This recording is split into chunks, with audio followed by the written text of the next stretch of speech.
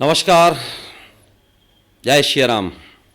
मैं Sachin Sharma M9 India news के खास प्रोग्राम एक शख्सियत जिसकी शुरुआत हम लोग करने जा रहे हैं, उस कार्यक्रम का आज शुभारंभ विघ्नकर्ता गणेश जी को याद करते हुए शहर के प्रथम नागरिक भाई नीरज मनोरिया जी के साथ में हम करेंगे। और आज हम मनोरिया जी के बारे में वैसे तो सभी लोग जानते हैं, उनके राजनीतिक कैरियर, उनके राजनीतिक जीवन के बारे में, लेकिन उनके निजी जीवन के बारे में शायद ही उनके चंद मित्रों के अलावा बहुत ही कम लोग जानते होंगे। तो आज हम वह जानेंगे जो हमारे शहर के अन्य लोग या ज़िले के जो राजनीतिज्ञ हैं और जो ज़िले के लोग हैं उनको पता नहीं है। तो अब आज हम मनोरिया जी के साथ ढेर सारी चर्चाएं करेंगे। और मनोरिया जी, आपका स्वागत है। नीरज भैया जी, बहुत बहुत धन्यवाद। मैं M9 इंडिया न्यूज़ के सचिन शर्मा जी, मोहन भाई, सबको बहुत स्वागत भी करता हूं और बधाई देता हूं और धन्यवाद देता हूं कि आप एक नया काम अशोकनगर की इस पावन धरा से प्रारंभ कर रहे हैं। मेरी ओर से और नगर पालिका परिवार की ओर से आपको शुभकामनाएं, बहुत बहुत शुभकामनाएं। नीरज भैया, अपन शुरुआत करते हैं आपके राजनीतिक जीवन से ही, क्योंकि आज आपकी जो पहचान है वो आपकी राजनीति के कारण है।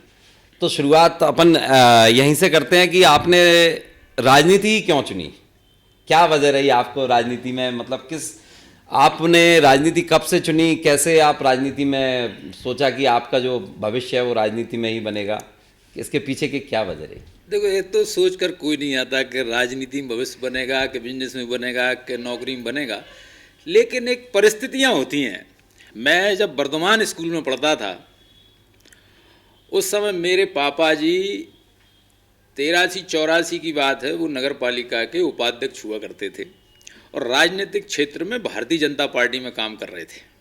और मैं छात्र जीवन में वर्धमान स्कूल में पढ़ता था तो वहाँ एक मॉनिटर का चुनाव होता था। मेरे मित्र भी लड़ते थे, मैं भी लड़ता था, लेकिन हकीकत ये है कि मैं मॉनिटर का चुनाव हार जाता था। तो वहाँ से मैंने अपने राजनीतिक जीवन की शुरुआत की। और उसके बाद जब मैं वर्धमान स्कूल से संघर्ष की पढ़ाई करके निकला और नेहरू डिग्री कॉलेज में पहुंचा, तो संटू भाई, नेहरू डिग्री कॉलेज में जब पहला वर्ष मेरा था उस समय आपको याद होगा, शायद आप भी उस समय होंगे, छात्र संघ के चुनाव प्रत्यक्ष प्रणाली से हुआ करते थे जी। और जब प्रत्यक्ष प्रणाली से चुनाव हुआ करते थे, या हो सकता है पहला चुनाव, मुझे ऐसा याद भी नहीं है, तो मेरे मित्र नीलेश खैरा उस समय चुनाव लड़े थे और हमारे दूसरे मित्र विपिन सिंह ही लड़े थे। चुनाव बड़ा कशमकश था, लेकिन हमने उस चुनाव में बेहतर योजना के तहत, जो हम उस समय से लेकर आज तक करते आ रहे हैं, बड़ी योजना बनाते हैं चुनाव में, और उस योजना के तहत चूंकि जो सामने वाले प्रत्याशी थे हमारे भाई थे, परिवार के थे, समाज के थे, लेकिन वो एक उत्साह के साथ कह सकते हैं या कहना चाहिए कॉन्फिडेंस से चुनाव लड़ रहे थे और उनको लगता था वो जीत रहे हैं। और उसका परिणाम जो हुआ कि हमारे मित्र नीलेश खैरा उस समय चुनाव जीते और हम कॉलेज के छात्र संघ के चुनाव में आगे रहे। अगले साल फिर छात्र संघ के चुनाव हुए। और एक अच्छी बात मैं आपको सुना देता हूँ कि मैं सेकेंड ईयर में था, मेरी फाउंडेशन में सप्लीमेंट्री आई थी। अरे वाह, ये आज देखिए आप नई जानकारी अभी सभी लोगों को मालूम पड़ रही है। सप्लीमेंट्री आई तो उसका जो फाउंडेशन का एग्जाम होता था वो गुना होता था और मैं वो सप्लीमेंट्री का एग्जाम देने गया था। सप्लीमेंट्री का एग्जाम दे रहा था तो मैं जिस जगह बैठा था उससे पास में गेट था और गेट के बाहर एक झगड़ा हो रहा था, वो मुझे दिख रहा था। मैं वो झगड़ा देखते देखते बाहर निकल गया और वो झगड़े वाले, वो पुलिस उनको ले गई तो मैं भी उनके पीछे पीछे थाने चला गया। लौट के आया, 1 आध घंटा हो गया, मैंने कॉपी मांगी, उन्होंने कॉपी दी नहीं, तो यार मैं फाउंडेशन में फेल हो गया। तो ये बड़ी बड़ा देखिए आप, मतलब कि ये शुरुआत ही अपन मान सकते हैं कि जब किसी के प्रति कुछ करने की वो होती है तो वो ऑटोमेटिक लाइन अपना रास्ता बना लेती है। कहते नहीं है कि पानी छोड़ा जाता है और फिर अपने आप पानी अपना रास्ता बनाते हुए मंजिल तक पहुंच जाता है। तो आपकी मंजिल तक तो आप पहुंचे, लेकिन मैं ये जानना चाहूँगा कि आपके पापा जी भी राजनीतिक जीवन से बिलोंग करते थे। चूँकि आपने जब छात्र संघ चुनाव में प्रमुख भूमिका निभाई और इसके बाद फिर आप लगातार राजनीति से जुड़े रहे, और खासकर उस ज़माने में बीजेपी, बहुत नाम मात्र के लोग बीजेपी के सिपाही होते थे, कांग्रेस का एक बड़ा दौर चल रहा था उस समय। तो ऐसे में आपने सबसे पहली बात तो कि उस दौर में उन लोगों के साथ जाना उचित क्यों नहीं समझा, कांग्रेस के साथ आपने बीजेपी चुनी, और लगातार मैं शायद ये देखता हूँ कि आप तब से आज तक एक ही पार्टी का झंडा उठा के खड़े हुए। कभी मन में ऐसा विचार आया कि उस ज़माने में कि यार अपनी पार्टी तो कहीं है नहीं है, सत्ता में नहीं है, पदों पे नहीं है, तो अपन को दूसरी पार्टी में जाना चाहिए? ना, बिल्कुल सही है।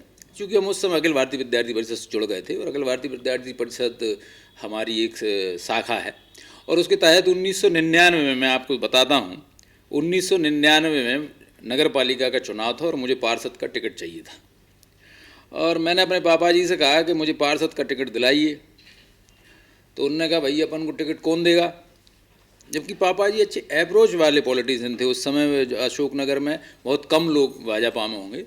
तो 99 की बात है, तो मैं बहुत मुश्किल से वार्ड नंबर 19 से मुझे टिकट मिला था 99 में और मैं बहुत मामूली अंतर से, मात्र 19-20 वोटों से वो चुनाव में जीता था। वो मेरे पापा जी कहते थे अपन को वोट कौन देगा, तो मैंने कहा यार पापा जी आप तो मनोबल डाउन कर रहे हो। लेकिन वो हमेशा कहते थे कि यार अपन चुनाव की राजनीति नहीं कर सकते, ऐसे घर में समझाते थे। लेकिन मैं माना नहीं। उस समय पूर्व विधायक आदरणीय नीलम सिंह यादव जी, पूर्व विधायक भागचंद सौगानी जी, अभी वर्तमान में माननीय विधायक जगन्नाथ सिंह जी, इन सब के प्रयासों से मुझे 99 में टिकट मिला। और मेरे जो अभी मित्र हैं पार्षद साथी नगर पालिका में, वो नगर पालिका उपाध्यक्ष भी रहे, मैं भी रहूँ, महेंद्र भरद्वाज जी, वो और मैं आमने सामने चुनाव लड़े थे। और एक सतीश कोहली जी, एक बहुत सीनियर आदमी व्यक्ति थे, बड़े व्यापारी थे, वो हम साथ में चुनाव लड़े थे और मैं 19-20 वोट से वो चुनाव जीता था। वहाँ से मेरे राजनीतिक भारतीय जनता पार्टी की निर्वाचित व्यवस्था शुरू हुई, जो आज तक निरंतर चल रही है। इस दौरान आप कई पदों पे भी रहे, संगठन के आपने बहुत महत्वपूर्ण जिम्मेदारियां संभाली और कम उम्र में, शायद मैं जानता हूं कि अशोकनगर जिले में सबसे कम उम्र के भाजपा के जिलाध्यक्ष आप ही रहे, ऐसा मेरा जो जानकारी है अब मेरे तो पास। बनने लगे, लेकिन उस समय जब मैं बना था तो मध्य प्रदेश में शायद मैं बहुत कम उम्र का जिला अध्यक्ष था उस समय। तो एकदम से आप लगातार नगर पालिका उपाध्यक्ष रहे, फिर मंडल में रहे, फिर आप जिला महामंत्री भी रहे और अध्यक्ष जैसे पदों पे रहे। तो कभी अंदर से ऐसा भाव आया कि मैं बहुत वरिष्ठ पद पे हूँ, तो मेरे को कभी ऐसा मतलब संबंधों में कुछ कमियां पड़ी हों, या जो उस समय नियरेस्ट डियरेस्ट आपके रहे होंगे, दोस्त जो बचपन के दोस्त रहे होंगे, तो उनसे कैसा क्या सामंजस्य में बनता रहा आपका? ये बात सही है कि धीरे धीरे जैसे जैसे आगे बढ़ते गए, 1999 में पार्षद का चुनाव लड़े, फिर 2004 में फिर मैं दूसरे वार्ड से चुनाव लड़ने गया और उस समय मैं निर्विरोध नगरपालिका उपाध्यक्ष भी बना था। और 2009 में मैं नगरपालिका अध्यक्ष का दावेदार था, किसी कारण से मुझे टिकट नहीं मिला, मैं चुनाव नहीं लड़ पाया।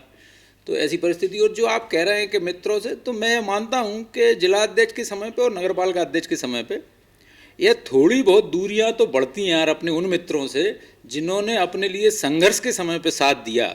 और वो स्वाभिमानी होने के कारण घर बैठे रहते हैं, आना जाना कम कर देते हैं कि यार तुम बड़े पद पे पहुंच गए, या जो भी वो अपनी मन मानसिकता बना लेते हैं, उसका नुकसान तो मुझे भी हो रहा है और जितने भी सारे पॉलिटिशियन बड़े जगह पे पहुंचते होंगे तो उनको भी होता है। मुझे भी तकलीफ होती है मैं जब देखता हूं कि मेरा कोई मित्र सामने से जा रहा है, या वो बिजी हो गया, या उसने नहीं देखा, या मुझे लगा कि इसने अवॉइड कर दिया, तो बहुत तकलीफ होती है कि बहुत सारे लोग जिन्होंने आज इस स्थिति में पहुंचाया, और स्थिति में पहुंचाने के बाद उनके मन में कहीं ना कहीं दुखी मन है उनका कि हम जिसके साथ रहते थे और आज वो इतने स्तर पर पहुंचा है तो हमें ध्यान नहीं दे रहा है। लेकिन हमारी बड़ी परिस्थितियां होती हैं, बहुत परेशान रहते हैं हम। तो कभी ऐसा समय वगैरह निकाल के, जैसे महीने में, साल में एक आध बार ऐसा गेट टुगेदर वगैरह, अभी जैसे आप नगर पालिका अध्यक्ष बने तो इसके बाद कभी ऐसा बना पुराने दोस्तों के साथ, वही हंसी मजाक, वही माहौल, वो जो कॉलेज टाइम में रहता था, तो एक आध बार उस लाइफ को जिया आपने? मैं यार सचिन भाई करता हूँ, मैं लगातार पुराने मित्रों को, पार्टी के राजनीतिक दल के लोगों को टेलीफोन करना, उनके यहाँ जाना, उनसे बात करना। मैं संवादहीनता नहीं रखता, ना अपने लोगों से ना मेरे विरोधियों से, मैं सबसे बातचीत करता हूँ ताकि तालमेल बना रहे। और एक मतलब लोगों को महसूस नहीं होना चाहिए कि आप किसी पद पे पहुँच गए हैं तो आप प्राउड ही हो गए। अब वो जिसको लगता है उसको मैं कुछ कर नहीं सकता।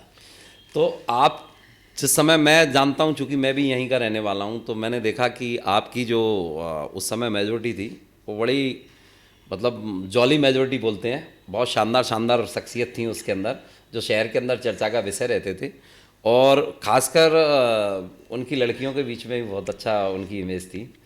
तो आपके जो व्यक्तिगत जीवन में हम प्रवेश करते हैं तो पहली बात तो हम ये जानकारी लेते हैं कि आपकी लव मैरिज हुई कि अरेंज मैरिज हुई? मेरी अरेंज मैरिज हुई, जबलपुर से मेरी अरेंज मैरिज हुई। तो कॉलेज टाइम में कुछ ऐसा नहीं, कभी ख्याल दिमाग में आया हो कि मेरे को लव नहीं, मैरिज मैं करना सब है, कुछ ऐसा करता था लेकिन हकीकत यही है कि ये सब कुछ नहीं करता था। तो अब फिर आपकी जैसे जबलपुर तो बहुत दूर हो जाता है ससुराल, और लगभग आपकी शादी पक्की होने के कितने समय बाद आपकी शादी हुई? मतलब जो सगाई हो जाती है, संबंध पक्का हो जाता है, उसके कितने दिनों बाद आपकी? 2 महीने का समय रहा होगा बीच में। तो उस और समय मोबाइल का दौर चालू हो चुका था? मोबाइल शुरू ही हुआ था। एक मोटोरोला कंपनी का मोबाइल था, इतना सा, वो मेरे मित्र नीलेश खैरा ने मुझे दिया था। एक्चुअली उसने मुझे दिया था 2004 में, जब मैं नगरपालिका पार्षद का चुनाव लड़ रहा था। तो वो मोबाइल मेरे पास बना रहा था कुछ दिन उसका, तो उस मोबाइल से मैं बातचीत करता रहता था। और आप जो एक और चलता था, वो कौन सा मोबाइल था? WLL। WLL, शायद मुझे ध्यान है कि उसी से बात होती थी कि मोटोरोला से होती थी, लेकिन ऐसे ही कुछ था। तो लगभग 2 महीने में कितना पैसा खर्च हुआ होगा उस समय मोबाइल पे? इतना पैसे नहीं होता था बैलेंस डलाने के लिए लेकिन जितना भी हुआ होगा ऐसा कैलकुलेशन नहीं है, लेकिन मैं आपकी बात से सहमत हूँ कि इतना पैसे ही नहीं होता था कि ज़्यादा बैलेंस डलाया जाए। तो अध्यक्ष जी, एक और निजी सवाल है कि शहर में तो आपकी चल रही है, घर में कितनी चल पाती है? प्रोफेशन, अब आप चूंकि शहर के प्रथम नागरिक हैं तो आपके पास समय नहीं रहता, बहुत सारे कार्यक्रम आपको अटेंड करने पड़ते हैं, तो ऐसे में आप भाभी जी को, बच्चों को कितना समय दे पाते हैं? देखिए, मैं यार सचिन भाई एक बात जानता हूँ, जो आदमी घर से परेशान है, दुखी होता है, वो बाहर आके सुखी नहीं होता। इसलिए यदि घर से संतुष्ट होता है तो वो बाहर भी संतुष्ट रहता है। इसलिए मैं संपूर्ण रूप से परिवार से संतुष्ट हूँ। मुझे कभी कोई अड़चन इस बात की नहीं आई, देर से आना, सुबह जल्दी निकल जाना, क्योंकि मैं जिस काम में लगा हूँ, जनता की सेवा में, चूँकि ऐसे पद पे बैठा हूँ, पार्टी के जिलाध्यक्ष भी रहा हूँ, आपको पता है, कम उम्र में रहा हूँ, ये भी आपको पता है, लेकिन मैंने अपने साथ हमेशा न्याय किया है। पार्टी का काम मुझे जिम्मेदारी से मिलता है तो मैं उसको भी बहुत ईमानदारी से निभाता हूँ। नगर पालिका अध्यक्ष बनाऊँ, पार्षदों की सहमति से बनाऊँ, पार्षदों के सहयोग से बनाऊँ, तो पूरी कोशिश करता हूँ कि किसी को अपमान ना हो, सबका सम्मान रहे। मैं सचिन भाई जब पार्टी का जिलाध्यक्ष था, उसके पहले मैं तमाम पदों पर रहा। मतलब मैं अभिमान से नहीं कह रहा हूँ, मैं ही भारतीय जनता पार्टी अशोकनगर के एक ऐसा कार्यकर्ता हूँ जिसको तमाम जिम्मेदारी प्रदेश नेतृत्व ने दी है। मैं ग्वालियर के ग्रामीण का प्रभारी रहा हूँ, मैं खंडवा का प्रभारी रहा हूँ, मैं ग्वालियर संभाग का सह प्रभारी रहा हूँ, मैं चुनाव में जाता हूँ, मैं वहाँ गया था, झाबुआ गया था, मैं बिहार गया था, मैं महाराष्ट्र गया था, अभी ललितपुर महरौनी का प्रभारी था। तो पार्टी ने भी मुझे समय समय पर बहुत सम्मान और इज्जत दी है। उसका परिणाम है कि आज नीरज मनोहर आपके सामने बैठा है। तो कुल मिला के परिवार का सामंजस्य में उन सभी चीज़ों में बना रहा? बिल्कुल, परिवार का पूरा आशीर्वाद, पूरा, मेरे छोटे भाई, मेरे बड़े भाई, मेरे पिताजी, मेरे परिवार के लोग, कभी मुझे उन्होंने रोका नहीं। मैंने जो चाहा वो किया, हमेशा सपोर्ट परिवार का रहा। जब विपरीत परिस्थितियां थीं तब भी छोटे भाई और परिवार ने मुझे संबल दिया। विपरीत परिस्थितियों की बात आप सब समझते हैं, उन परिस्थितियों में भी मुझे परिवार के लोगों ने। वर्तमान में एक दौर चल रहा है, जैसे हम देखते हैं अपना नेशनल स्तर की राजनीति में देखते हैं, या हम प्रदेश स्तर की राजनीति में देखते हैं, विभिन्न राजनीतिक दलों के अंदर देखते हैं कि फर्स्ट जनरेशन अपनी सेकंड जनरेशन को भी राजनीति में आगे लेके आ रही है। तो क्या आपकी भी भविष्य में अपने परिवार या बच्चों को लेके कुछ ऐसा कोई प्लान है राजनीति में लाने? बिल्कुल सचिन भाई जी, अच्छा सवाल है। कोई मानसिकता और मन नहीं है कि परिवार के कोई लोग अभी राजनीति में उतरें। जब तक मैं राजनीति में हूँ, पूरा प्रयास रहेगा कि मैं ही राजनीति में रहूं। परिवार के लोग जो अन्य धंधे या व्यापार बिजनेस करते हैं वो करते रहें। और मैं एक बात जरूर सचिन भाई कहना चाहूँगा कि राजनीति में जो लोग आते हैं, देखिए कटुता तो होती है, मन आपसी में तालमेल भी नहीं होता, लेकिन नकारात्मक पॉलिटिक्स किसी को नहीं करनी चाहिए। मैंने यहाँ देखा है कुछ जो लोग नए आ गए हैं या कुछ लोग पुराने हैं, वो नकारात्मक पॉलिटिक्स करते हैं। अच्छे काम को अच्छा कहिएगा, बुरा काम है तो बुरा कहिएगा। लेकिन आपने मेरे एक मित्र हैं, मैं उनका उल्लेख नहीं कर रहा हूँ, लेकिन पूरा शहर जानता है, मेरे बहुत अच्छे मित्र हैं, भाई भी हैं बड़े। मुझे राजनीतिक रूप से उनसे भी मैंने बहुत कुछ सीखा है और मैं लगातार कोशिश करता हूं कि उनसे भी सीखूं और आप सबसे भी सीखूं। तो शायद वो बड़े भाई जजपाल सिंह जज्जी बता रहे हैं आप? बिल्कुल आप सही कह रहे हैं बिल्कुल आप सही कह रहे हैं। उन्होंने मुझे नगर पालिका अध्यक्ष के दौरान भी सहयोग किया है पूर्व में मेरे और उनके तालमेल रहे, उसका परिणाम ये भी है कि मुझे कई जगह नुकसान भी उठाना पड़ा है। मैं 2003 के चुनाव में जब वो विधानसभा का चुनाव लड़े थे, या 99 का नगर पालिका अध्यक्ष चुनाव लड़े थे, या जो भी वो चुनाव वगैरह लड़े हैं, तो मुझ पर एक तमका लगता रहा है हमेशा कि मैं अप्रत्यक्ष रूप से उनका सहयोग करता हूं। जबकि मैं स्पष्ट आपके M9 इंडिया न्यूज़ पर कहना चाहता हूं, मैंने कभी किसी भी रूप में, राजनीतिक रूप से मेरे अच्छे मित्र हैं, मेरा सहयोग किया होगा, मैंने उनका किया होगा, लेकिन मैंने प्रत्यक्ष रूप से कभी लाभ नहीं पहुंचा। आपको मैंने मंचों से कई बार उनके खिलाफ, जब वो कांग्रेस में थे और आप बीजेपी में थे, तो आपको दहाड़ते हुए भी सुना है। आपने कई आरोप प्रत्यारोप भी उस दौरान आपके सुने। तो उसके बाद जब वो बीजेपी में आए, तो अब फिर वो आरोप प्रत्यारोप का दौर या आपसी सामंजस्य में फिर कैसे बना? मन के अंदर कुछ कटुता रह गई, या सब चीज़ें गिले शिकवे सारे एक ही पार्टी में आते से ही दूर हो गए? क्या चीज़ रही, कैसा फील करते हैं अब आप? दो मानसिकता के लोग, हम भारतीय जनता पार्टी के, वो कांग्रेस में काम कर रहे थे, हमारी नीति अलग है, उनकी अलग है।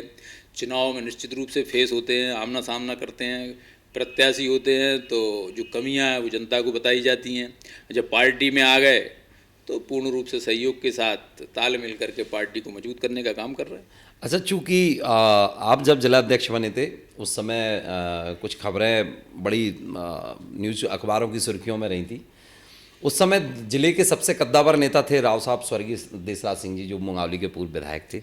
शायद राजनीतिक तौर पर आपके और उनके बीच में कहीं मतभेद रहे, मनभेद तो नहीं बोल सकता मैं, मतभेद रहे, तो क्या वजह थी? वो क्या एकदम से ऐसा माहौल क्रिएट हुआ था कि भाजपा दो धड़ों में शायद उस समय दिखाई देने लगी थी? क्या वजह रही थी? बिल्कुल सही बात है सचिन भाई, आपने भी देखा, स्वर्गीय देसराज सिंह जी कद्दावर नेता थे और बड़े जज्बाती नेता थे। पार्टी संगठन को मजबूत करने का काम उन्होंने किया था।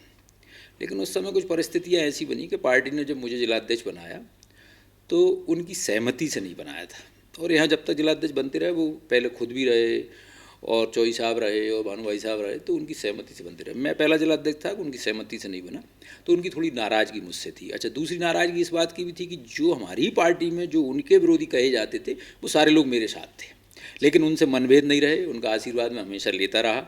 और ऐसा भी नहीं उनसे भी नहीं सीखा, हमने बहुत कुछ उनसे सीखा है। इसलिए संगठन को मजबूत करने और संगठन को गढ़ने का काम उनके आशीर्वाद से भी हमने किया है। तो अभी इतना लंबा आपका राजनीतिक कार्यकाल हो गया, छात्र संघ चुनाव से लेके एक नगर पालिका अध्यक्ष तक का बड़ा लंबा दौर है आपका। कम उम्र में एक दौर बहुत हो जाता है जिसमें आप विभिन्न पदों पर रहे। तो क्या क्या चुनौतियाँ आपने मतलब अपने राजनीतिक जीवन में फेस की? किस टाइप की चुनौतियाँ थीं? उसमें सबसे बड़ी चुनौतियाँ कैसी रहीं और उनका समाधान कैसे किया? चुनौतियाँ तो राजनीति हो, व्यापार हो, परिवार हो, हमने फेस किए हैं। और समाधान बातचीत से, मिलजुल कर, कोई कई जगह छोटा बनकर, कई जगह बड़ा बनकर, स्वीकार करने में मैंने कभी कोई कमी नहीं की। यदि मेरी गलती है तो मैंने स्वीकार किया है, और गलती नहीं है तो मैंने बाकायदा फेस किया है कि मैंने ये गलती नहीं की है। और उसका परिणाम रहा कि मैं नीचे से लेकर आज तक आप सबके सामने हूँ कि मुझे जितना संघर्ष, पहले पारिवारिक संघर्ष था, फिर छात्र जीवन का संघर्ष था, फिर राजनीतिक जीवन का संघर्ष, लेकिन इसमें कोई दो राय नहीं कि मैं जिस दिन से आया हूँ, छात्र अखिल भारतीय विद्यार्थी परिषद लेकर आज तक, मेरे जैसा संघर्ष करने वाला कार्यकर्ता, पार्षद का चुनाव उसमें संघर्ष, नगर पालिका अध्यक्ष टिकट में संघर्ष, भाजपा के जिला अध्यक्ष में आपने देखा होगा मेरे खिलाफ गाड़ियाँ ही भर के जाती थी भोपाल, मैंने बहुत मुश्किल से 20 महीने निकाले। उसके बाद जहाँ जहाँ जिस जिस पद पे मैं महामंत्री बना तो संघर्ष के अलावा आज तक पहली बार कोई वो, हालांकि नगर पालिका अध्यक्ष का भी संघर्ष सही था, पार्षदों के माध्यम से था, हम सोचते थे प्रत्यक्ष प्रणाली से होगा, वो पार्षदों के माध्यम से हुआ, लेकिन संपूर्ण लोगों का सहयोग, पार्टी का सहयोग, माननीय श्रीमद महाराज ज्योतिराज सिंधिया का सहयोग, आदरणीय प्रदेश नेतृत्व का सहयोग, सबके सहयोग और पार्षदों के सहयोग के परिणाम स्वरूप संघर्ष के बाद भी मैं आज इस जगह पे बैठा हूँ। वो पूरा प्रयास करता हूँ कि शहर की जनता के साथ न्याय हो। जब आप नगर पालिका अध्यक्ष बने थे तो मंच से आपने बोला था कि आपका एक सपना था नगर पालिका अध्यक्ष बनने का, वो सपना पूरा हुआ जी। तो इस सपने को पूरा होने के लगभग मुझे लगता है 2.5 साल के लगभग का समय निकल चुका है। तो 2.5 साल में ऐसी क्या शहर को आप अपनी तरफ से उपलब्धियाँ दे पाए? बिल्कुल, इसमें कोई दो राय नहीं सचिन भाई कि मेरा सपना था कि मैं अशोकनगर नगर पालिका का अध्यक्ष बनूं। कोई सपना नहीं था, एक ही सपना था जब से पार्षद बना, नगर पालिका उपाध्यक्ष बना, और मैं अध्यक्ष बन भी गया, ईश्वर की कृपा से आज अध्यक्ष हूँ। और जैसे ही हम सबसे पहले आए थे तो आपको पता होगा कि पिछली परिषद का और इस परिषद के बीच का 2.5 वर्ष का कार्यकाल प्रशासक काल रहा था, और प्रशासक काल के दौरान कोई काम शहर में नहीं हुए थे। शहर जब हम आए थे, हमारी परिषद जब आई थी, तो शहर गड्ढों ही गड्ढों में तब्दील था। हमने सबसे पहले आकर सड़कों को निर्माण करने का काम किया, और सड़कें भी आप देख रहे होंगे। देखिए, हाँ, ये बात सही है, कई जगह आरोप लगते हैं गुणवत्ता को लेकर, लेकिन हमारी तरफ से पूरे प्रयास होते हैं कि हम बेहतर सड़कों का निर्माण करें, और हमने वो किया भी। हमारे आने के बाद सचिन भाई, आप तो बैडमिंटन के अच्छे खिलाड़ी हैं, आपने देखा होगा स्टेडियम, कितना साल पुराना स्टेडियम, और उसकी क्या हालत थी। नहीं, नो डाउट स्टेडियम हिंदुस्तान का पहला स्टेडियम था जिसके अंदर से नाला निकल रहा था। नहीं, इस शहर के अंदर भी पहले ऐसे आप नगर पालिका अध्यक्ष हैं कि आपने स्टेडियम को सुधारा है। लेकिन मैं नीरज भैया, मैं आपको रोकूंगा, लेकिन कई जगह ये चीज़ें देखने के लिए आई हैं जो आपने उस समय अध्यक्ष बनने के समय एक बात बोली थी कि गुणवत्ता से समझौता नहीं किया जाएगा, लेकिन शहर के अंदर कई ऐसी सड़कें डल रही हैं जो डलते से ही उकड़ रही हैं। तो इस बारे में मैं ये जानना चाहूँगा कि कहाँ कुछ ऐसी कमियाँ रह रही हैं, क्या वो आपके संज्ञान में नहीं आ पा रही हैं, या फिर हो सकता है कि अफसरशाही आपसे हावी हो रही हो, राजनीति पे हावी हो रही हो, ऐसा कुछ हो रहा है क्या? मैं अलग इस बात से सहमत नहीं हूँ अफसरशाही से। बिल्कुल आप जो कह रहे हैं, मैं गुणवत्ता से कई जगह संतुष्ट नहीं होता। तो आपको पता होगा, मैं जब हमारी परिषद आई थी, वार्ड नंबर 19 से पार्षद हूँ, मेरे ही वार्ड में टॉकीज गली में एक सड़क डाली गई जी, थी, बिल्कुल याद है। और 3-4 दिन बाद वो उखड़ना शुरू हो गई थी। मैंने उसी ठेकेदार से, जो मेरा बहुत करीबी मित्र था, मतलब है, मैंने उसी ठेकेदार से उस सड़क को दुरुस्त कराया था। पैसा वो ही दिया था जो उसने डाला था, बाद में रिपेयरिंग का कोई पैसा नहीं दिया। अभी भी मेरे वार्ड में जो सड़क डाली गई थी उसकी गुणवत्ता ठीक नहीं थी, जनता की शिकायत थी। मैंने उसी ठेकेदार से उस पर डामर का लेप लगवाया है ताकि सड़क कुछ दिन चल सके, और जितने भी सारे काम मेरे द्वारा हो रहे हैं, आपको पता होगा, मैंने शायद अधोसंरचना के तहत कुछ सड़कों का निर्माण हुआ है जिसमें धूल उड़ी 8-8 दिन बाद। मैंने, चूँकि व्यवस्था भी है उसमें कि यदि कोई सीसी सड़क खराब होती है तो उस पर डामर सील कोट कर दिया जाए तो वो रोड टिक जाती है। तो हमारी परिषद ने आज तक किसी भी ठेकेदार को, जब तक यदि सड़क को नहीं सुधारा है, हमने भुगतान नहीं किया, उससे दोबारा सुधरवा लिए, चाहे उसका कितना ही पैसा लगा हो, हम उसके ही पैसे से रोड को सही करा। ये जो आपने बात बोली, यही शहर के अंदर चर्चा का विषय कि आखिर मतलब डामर क्यों करना पड़ता है। तो ये इसके पीछे का कहानी जो आपने बताई कि वो उसमें कर सकते हैं, ऐसा प्रावधान रहता है उसके अंदर, लेकिन ये गलत है। हाँ, प्रावधान भले रहता है, लेकिन गुणवत्ता तो अच्छी होनी चाहिए, और गुणवत्ता के लिए हमने आज ही निर्णय किया था कि हम आज सारे इंजीनियरों को, सारे ठेकेदारों को बुलाएंगे कि भाई गुणवत्ता पर ध्यान रखिएगा, वरना हम आपके खिलाफ परिषद में प्रस्ताव ला के ब्लैक लिस्ट की कार्रवाई करेंगे। हम इसके साथ समझौता तो नहीं करेंगे। अच्छा, एक चीज़ और है, नगर पालिका अध्यक्ष तब से बने तो यहाँ पे कांग्रेस के जो पार्षद हैं उनमें से एक नेता प्रतिपक्ष के रूप में नियुक्ति हुई, रितेश जैन। लगातार वो आपको लेकर सुर्खियों में बटेरते रहते हैं, सोशल मीडिया पर उनके आपके ऊपर कई आरोप प्रत्यारोप लगते रहते हैं। तो ये आपके जो कार्यकाल के अंदर जो रितेश जैन जो जिस तरीके से करते हैं, तो उसको आप किस तरीके से लेते हैं? पहले तो सचिन भाई, जो आपने कहा है, मतलब वो आलोचनाओं को आप किस तरीके से मैं आपको बता रहा हूँ। नगर पालिका, मतलब आप सचिन भाई अच्छी तरह से जानते हैं कि नगर पालिका एक्ट में कहीं नेता प्रतिपक्ष का उल्लेख नहीं है। नगर पालिकाओं में नेता प्रतिपक्ष होते नहीं हैं। दूसरे, चाहे तो आप लिखें चाहे दूसरा लिखे, उसमें मैं अच्छी चीज़ ढूंढता हूँ। मुझे बहुत अच्छी तरह से ध्यान है सचिन भाई, आपने एक वीडियो चलाया था सब्जी मंडी के पास का स्टेडियम के बाहर। जी बिल्कुल। हमने आपको फ़ोन करके नहीं कहा कि यार क्यों चलाया, हमने दूसरे दिन उसको दुरुस्त करने का काम बिल्कुल, और आज उसके कारण आपको सैकड़ों सब्जी वाले और इस शहर के कम से कम हजारों लोग आपको धन्यवाद बोलते हैं। हम ये चाहते हैं कि जो चीज़ अच्छी किसी ने निकाली है, चाहे वो सोशल मीडिया पे निकाली हो या पेपर में निकाली हो, उसका सकारात्मक रूप क्या है। क्या उसने द्वेष भाव से निकाली है या वो कुछ अच्छा करना चाहता। तो मैं अधिकांश पेपर में पढ़ने के बाद भी और सोशल मीडिया पे देखने के बाद भी तत्काल कार्रवाई करता हूं और काम करता हूं। मुझे इससे कोई परहेज नहीं कि कोई मेरा विरोध कर रहा है, लेकिन अनायास सिर्फ नकारात्मक रूप से विरोध करना और विरोध के माध्यम से नेता बनना, मैं इसमें कतई सहमत नहीं। मेरा लंबा राजनीतिक जीवन है, हमने कभी विरोध से नेता नहीं बने हैं। जनता के बीच में बैठकर जनता की बात करके तब काम करके आज इस स्थिति में पहुंचे हैं। तो लोग आपको लगता है कि बहुत कम समय में नेता बनने के लिए बड़े नेताओं का विरोध करना जरूरी है? नहीं नहीं, बड़े नेताओं का विरोध हमने कभी नहीं किया।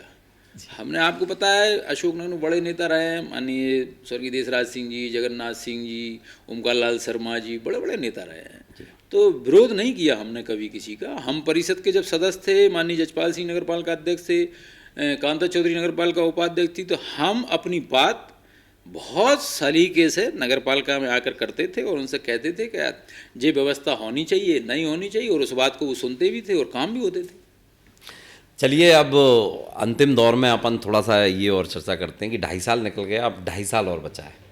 क्या आपकी अपेक्षाएं, क्या आपके टारगेट्स हैं, क्या गोल है इस शहर को और विकास की तरफ ले जाने के लिए? क्या मतलब ऐसा प्लानिंग है आपकी कि इस शहर को विकास की नई दिशा मिले, नई सौगात मिल पाए? चूँकि 2.5 वर्ष निकल गए, बहुत कुछ करने का प्रयास किया है परिषद ने, और परिषद के साथ ही बहुत अच्छे हैं। जब भी कोई बड़ा प्रस्ताव आता है तो निश्चित रूप से उनकी सहमति होती है। अभी हमने शहर के जितने भी पार्क हैं छोटे वाले, इंदिरा पार्क है, गांधी पार्क है, राजमाता चौराहा है, तुलसीदास जी का पार्क है, ऐसे तमाम जो छोटे पार्क उनमें सौंदर्यीकरण करने का काम किया ताकि शहर में कोई प्रवेश करे तो अच्छा लगे। आपने देखा होगा रेलिंगों पे भी हमने जो डिवाइडर हैं बाहर के, उनमें सब में जाली लगाकर पेड़ पौधे हरियाली करने का प्रयास किया है। अब एक बड़ी सौगात जो लगातार हमारी परिषद आने के बाद से हम आप लोगों से कमिटमेंट करते रहे, जनता से भी करते रहे, हम पर आरोप भी कई लगे कि यार बार बार एक ही बात कहते हो, जनता को पानी देंगे, पानी देंगे, कब देंगे। मैं बहुत स्पष्ट करना चाहता हूँ कि उस काम के लिए हम लेट हुए हैं। हमारी स्वीकृति हो गई है, पिछले 6-7 दिन से उसका सर्वे चल रहा है। जब मैं आज इस चैनल से बात कर रहा हूँ उसके ठीक 6-7 दिन पहले से सर्वे प्रारंभ होगा। रेलवे फाटक की तरफ हम सर्वे कर रहे हैं और अगले 1 वर्ष के अंदर हम 5 टंकियाँ बनाकर और हर घर तक जल पहुँचाने का काम करेंगे। जो इस परिषद का बड़ा संकल्प था उसको पूरा करने जा रहा है। इसमें मतलब जिन घरों में पाइपलाइन नहीं है वहाँ तक पाइपलाइन पहुँचेगी, और इसके अलावा नल प्रतिदिन मिलेंगे क्या? देखिए, नल प्रतिदिन का तो ऐसा है कि हम 2 स्कोप तैयार हो रहे हैं। एक राजघाट डैम से जो पानी आएगा वो, और एक हम अमाई तालाब से देंगे। क्योंकि हो सकता है, संभव नहीं अभी कह सकता मैं, कि दोनों तरफ डिवाइडेशन हो जाएगा, पानी वहाँ से आएगा, आधा आधा पानी यहाँ से आएगा। लगभग 24 लाख लीटर पानी, 22.5 लाख लीटर पानी करीब हम रोज़ सप्लाई करेंगे। हमारा प्रयास तो रहेगा कि हम 2 दिन में अभी एक टाइम पानी देते हैं, कि यदि एक टाइम 1 दिन में दे सकते हैं तो प्रयास करेंगे। लेकिन मैं जानता हूं कि भविष्य की दृष्टि से इतने सारे कनेक्शन हो जाते हैं कि बार बार टंकियों को भरना और उनको सप्लाई देना बहुत मुश्किल हो जाता है। लेकिन मैं आपकी बात से सहमत हूं कि जनता को भले ही 2 दिन में एक टाइम नल देते हैं, 1 घंटा देते हैं, यदि प्रतिदिन आधा घंटा पानी भी दे दें तो शायद बड़ी राहत मिलेगी। हम पूरे प्रयास करेंगे कि इस योजना को लागू करने से पहले इस पर बड़ा विचार करें और जनता को पर्याप्त पानी दे सकें। और इसके अलावा आपके कोई और जो लक्ष्य हैं जो जिसको आप इस शहर के लिए सौगात के रूप में आप दें? हाँ, मेरा ऐसा मानना है कि जैसे अशोकनगर के लिए एक बड़ी जो सौगात होनी चाहिए विसर्जन कुंड की। हमारा एक बड़ा परिवार, एक बड़ा समाज उस दिन विसर्जन करने जाता है और हमारे पास विसर्जन कुंड नहीं है। हम विसर्जन कुंड उस तरफ जहाँ तालाब के यहाँ छतरी लगी उस तरफ विसर्जन कुंड का निर्माण कर रहे हैं, और हमारी बड़ी इच्छा है और हम लंबे समय से चाहते थे कि वो विसर्जन कुंड बनाया जाए। हमने शासन से पैसे की मांग की थी, लेकिन हमें चूँकि शासन से पैसा नहीं मिला तो हमने तय किया है कि निकाय की राशि से ये विसर्जन कुंड का निर्माण करेंगे, और हमारा टेंडर लग गया है। दूसरे, हम जो आपने देखा होगा विमानों के चबूतरा के पीछे, मंच के पीछे जो अभी हम विसर्जन करते हैं छोटी छोटी मूर्तियाँ, हम घाट बनाने का काम निकाय की राशि से करने जा रहे हैं, उसका भी टेंडर लगा रहे हैं। तो एक और सचिन भाई मैं आपके माध्यम से कहना चाहता हूँ, हमने 2 हमारे यहाँ शमशान घाट हैं। एक रेलवे फाटक के उस तरफ है जिसको आपने देखा होगा, हमने बेहतर बनाने का काम किया है। दूसरा शमशान घाट जो शहर की 70% आबादी, 80% आबादी उसी शमशान घाट पर जाती है, हमने उसके भी लगातार 2 वर्ष प्रयास किया कि शासन से हमको बड़ी राशि मिले, लेकिन आज तक हमको शासन से बड़ी राशि सौंदर्यीकरण के नाम पर नहीं मिली। उसमें भी हमने निर्णय किया है, हमारी परिषद के सभी साथियों ने निर्णय किया है कि निकाय से ही हम पैसा लगाकर बेहतर शमशान घाट का अगले 1 वर्ष में सौंदर्यीकरण करने जा रहे हैं। और उसमें सौंदर्यीकरण में आप देखिए कि अभी आपने देखे होंगे 3 और 2 5 और 3 8 भट्टियां बनी हैं। हम 8 भट्टी एक ही टीन सेट के अंदर बनाने जा रहे हैं। अरे वाह, ऐसा हमारा बहुत अच्छा। मतलब अगर ये आप अध्यक्ष जी, अगर आप इस तरीके का प्रयास करते हैं तो ये शहर के लिए निश्चित तौर पर एक नई विकास ही होगा, विकास की राह इस तरीके से खुलेंगी। चूँकि हम लोगों का, हमने आपका बड़ा अमूल्य समय लिया, तो इसके लिए आपका बहुत बहुत धन्यवाद। और अभी तक आप जान रहे थे शहर की एक शख्सियत जिनके बारे में लोग वैसे तो राजनीतिक तौर पर जानते थे, लेकिन हमने कोशिश करी कि उनके निजी जीवन में हम थोड़ा सा अंदर प्रवेश करें, और निश्चित तौर पर हमें सफलता भी मिली। हमारे M9 इंडिया न्यूज़ की तरफ से लगातार इसी प्रकार हम आपको नई नई शख्सियतों से परिचय करवाते रहेंगे, उनके बारे में, उनके जीवन के बारे में आपको जानकारी देते रहेंगे। धन्यवाद।